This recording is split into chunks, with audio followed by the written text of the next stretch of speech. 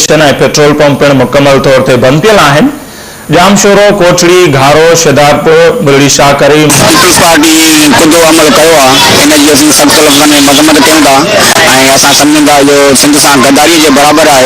छो तो सिंधी माण्हुनि जे वोट सां इक़्तिदार में आई है पीपल्स पार्टी। रात वरी इन्होंने वो साॻियो वरी सॼी सिंध में पुराणो जनरल मुशरफ वारो जो निज़ाम है वो बहाल किया अथनि। जिन लाइ ख़ुदि पीपल्स पार्टी जा वज़ीर जॾहिं इहो निज़ाम ख़त्म कियो हो तो टेलीविज़न ते अचे, ख़ुदि तव्हांजे चैनल ते अचे, वॾी दावा सां इहा ॻाल्हि कनि पिया त असां जनरल मुशरफ उन निज़ाम के डिक्टेटर के निज़ाम के खत्म करे असां शहीद बेनज़ीर भुट्टो जो ख्वाब पूरो कयो आहे। सिंधी माण्हुनि जो असांजो उम्मीदुनि ते पूरा लथा आहियूं।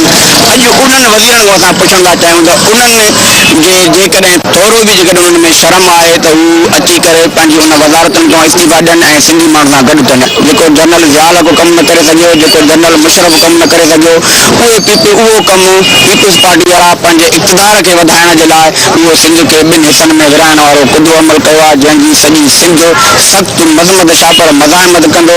कल खां वठी करे तव्हां ॾिसो था त सॼी सिंध सरापा एहतजाज आहे। करोड़े माण्हू मरंदा, करोड़े माण्हुनि जो ज़ियानी थींदो। इहा मनसूबा पंहिंजो बंदि कनि जो सॼण आहिनि सिंधी आहिनि, सिंधी माण्हुनि जा आहिनि। छो जो सिंधी माण्हुनि इन जे करे हिननि खे वोट न ॾिनो आहे जो तव्हां अहिड़ा हिकिड़ा मनसूबा जोड़ियो जेको सिंधी माण्हू करोड़े मरनि, करोड़े हिकिड़ा शहीद थियनि। इहा शयूं बंदि कनि त महिरबानी का सिंधियुनि जी असांजी मदरे वतन आहे, उहा नथा ॾेई सघूं।